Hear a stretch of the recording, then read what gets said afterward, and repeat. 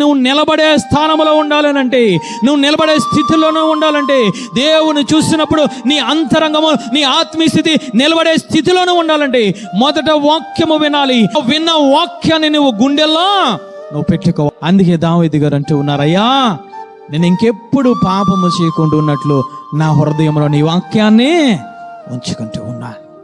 ఈరోజు వాక్యము నీలో ఉంటే నువ్వు పాపములో పడిపోవు, అశాపములో పడిపోవు, అక్రమంలో పడిపోవు, అన్యాయంలో పడిపోవు, వ్యర్థమైన వాటిలో నువ్వు పడిపోవు.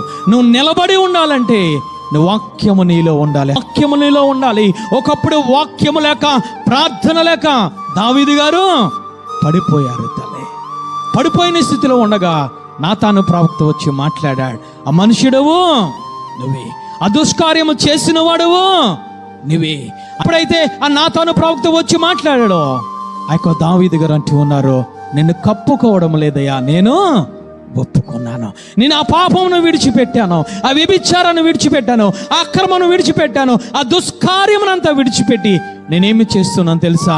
వాక్యాన్ని నా గుండెల్లో నేను ఉంచుకుంటూ ఉన్నాను. అందుకే 51 దావీదు కీర్తనలో ఆయన మాట్లాడుతున్నాడు, అయ్యా నువ్వు కృపా సత్యము గలవాడవు కాబట్టి నన్ను హిస్సోపుతో నన్ను కడుగు ప్రభువా. ఇదిగో నీ రక్షణ ఆనందము నాకు మరలా దయచేయి ప్రభా. నా యొద్ద నుండి నీ ఆత్మను తీసివేయకు ప్రభా, నా యొద్ద నుండి నీ సన్నిధిని తీసివేయకు ప్రభా. ఆయన సన్నిధిలో ఏముంది? వాక్యం ఉంది. ఆయన సన్నిధిలో ఏముంది? పరిశుద్ధత ఉంది. ఆయన సన్నిధిలో ఏముంది? పరిశుద్ధ ఆత్మదేవుడై ఉన్నారు. అట్లన్నిటిని నా హృదయంలో నేను పెట్టుకున్నాను కాబట్టి నేను ఇంకెప్పుడు నేను పాపం చేయను.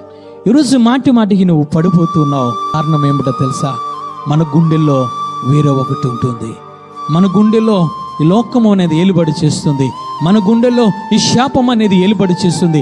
మన గుండెలో ఈ శరీరాస నేత్రాస జీవపడమం అనేది ఏలుబడి చేస్తుంది. కాబట్టి వాటిని చూసినప్పుడు పడిపోతూ ఉన్నాం, వాటిని చూసినప్పుడు పడిపోతూ ఉన్నాం.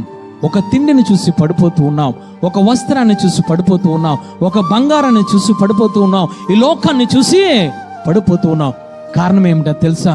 నీ గుండెల్లో వాక్యం లేదు కాబట్టి, నీ గుండెల్లో పరిశుద్ధత లేదు కాబట్టి, నీ గుండెల్లో ప్రార్థన లేదు కాబట్టి మాటి మాటికి నువ్వు పడిపోతూ ఉన్నావు. ఒకే ఒక్కసారి పడిపోయాడు దావీదు, మరలా ఎప్పుడు పడిపోలేదు. అందుకే దేవుడు మాట్లాడుతున్నాడు, ఒక్క బెత్షెబా విషయంలో తప్ప దావీదు ఏ విషయములను కూడా తప్పిదము చేయలేదు.